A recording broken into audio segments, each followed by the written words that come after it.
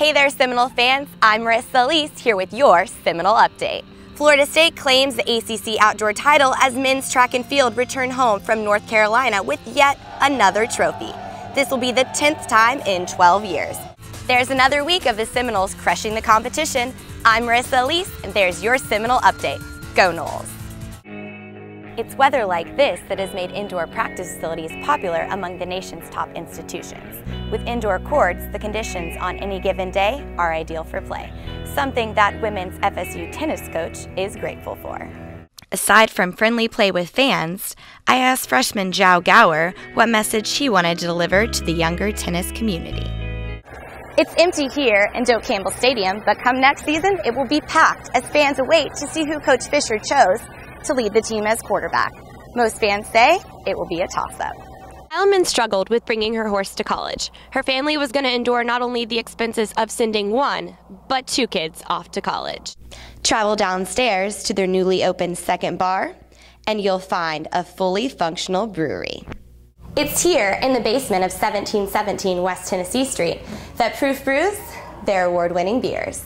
Freshman Julie Brown had experience playing in the sand, but it's her relationship with her fellow teammate that keeps her strong throughout the season. Members of the team have been growing out their mustaches to earn Seitz' spot, but for now, Seitz and Smith are taking it one game at a time. Florida State finished last season with an Orange Bowl victory, but graduating Seminoles didn't stop their training there. Instead, they set their sights on a bigger pond, the pros. After a solid garnet and gold showing at the Combine in Indianapolis, the Noles prepared for Florida State's annual Pro Day. Celie Godwin took to the field to show us how the Noles really impress. E.J. Manuel, Bjorn Warner, Xavier Rhodes, and Menelik Watson are scheduled to attend the draft in New York on April 25th.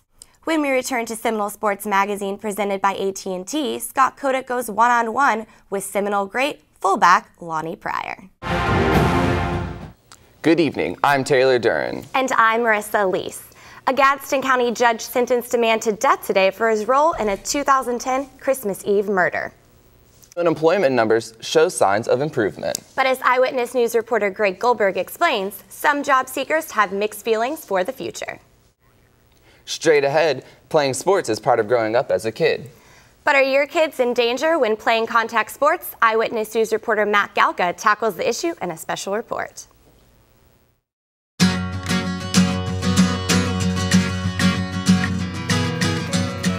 Four walls and a roof, a simple concept but an athletic advantage for FSU's tennis team.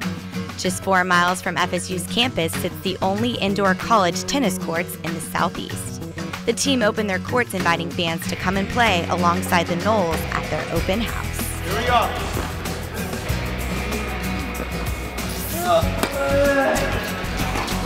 FSU booster Larry Strom helped raise money for the facility.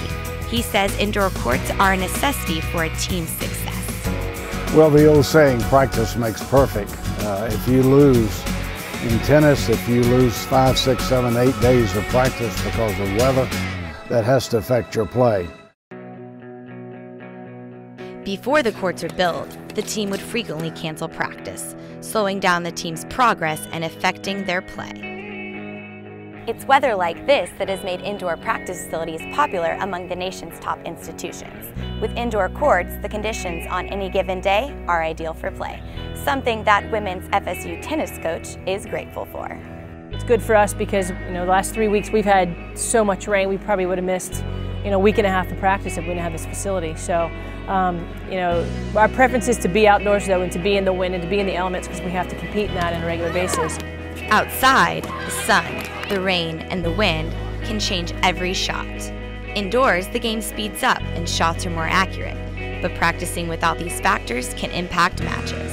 With every serve, every passing shot, and every spin, the environment plays a role. Well, the ball travels faster indoors because there's no wind to stop it. That makes it more fun for us because your shots are more real. So the spins are better inside and just the ball travels quicker. So the game is more exciting for us too. Senior Andres Baccaro remembers practice before the indoor courts were built. He says having options has made the team grow, and while playing indoors is great, you can get too much of a good thing. I think it's dangerous sometimes to play inside too much because you don't have elements, you don't have conditions, and you don't get very tough. You have to get tough in that cold weather. You got to get tough in the winds. You've got to make those adjustments. The Noles attribute their recent success in matches not just to their practice, but their ability for perfect practice. It's been like raining a lot on our morning practices. If we didn't have those courts, for sure, it would be a time that we would put on running or something else, and that wouldn't put us in a position to win matches like we've been winning lately. Aside from friendly play with fans, I asked freshman Zhao Gower what message he wanted to deliver to the younger tennis community. I just want to let them know that the days don't go back, you know? Like if I knew how tennis works, and if I had someone to tell me that you have to work hard every day if you want to be good, and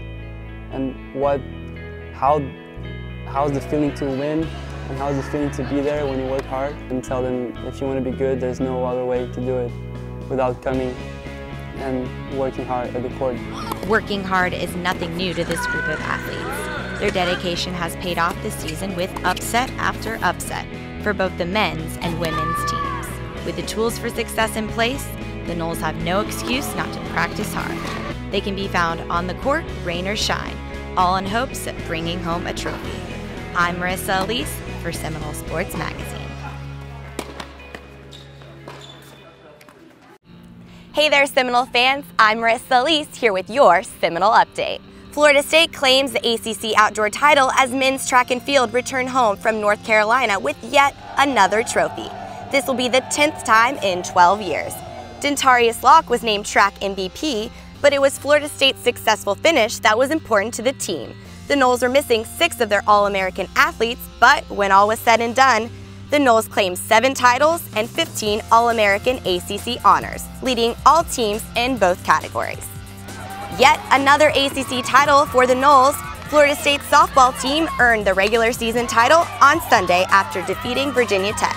Sophomore pitcher Lacey Waldrop led the Noles to their 4-3 win by only giving up 6 hits in 7 innings.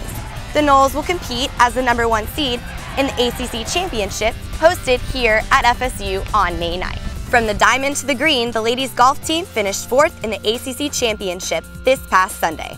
Florida State was one of 4 schools to have 3 golfers finish top 20 for individual standings. Olivia Hewlett finished in a tie for 12th place. This was her 4th time in her career she finished with a 3-round score of 228. Followed by 2 Seminoles tying at the 19th position in the tournament. There's another week of the Seminoles crushing the competition. I'm Marissa Elise, and there's your Seminole Update. Go Noles!